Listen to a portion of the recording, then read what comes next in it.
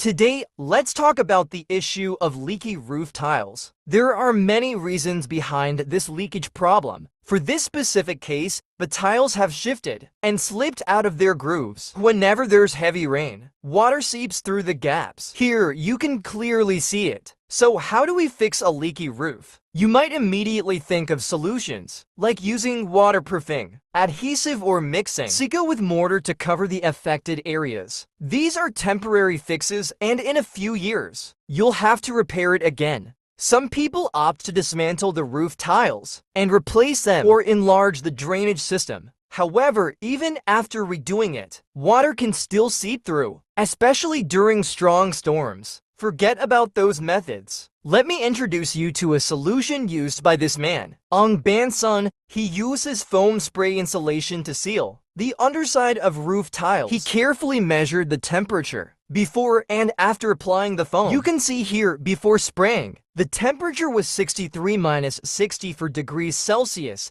After spraying, it dropped to just 36-37 degrees Celsius, which is equivalent to room temperature. After being sprayed, the foam quickly seals the surface, with a sealing rate of up to 95%, and its non-heat conductive properties. It not only stops leakage, but also prevents heat transfer, keeping the space below cool and comfortable. This is called polyurethane foam for insulation, or PU foam, the two-component PU. Foam is highly effective when processed with specialized heating equipment. There's also a one-component type known as cold foam, but today I'll focus on the two-component foam, which is widely applied in construction and manufacturing. You can learn more on his channel, and I'm sure you'll be amazed. You might have heard rumors that foam is flammable, which could worry you. Here's proof that PU foam is not easily flammable. Of course, anything will burn under intense fire, but foam self-extinguishes within a few seconds. In Vietnam,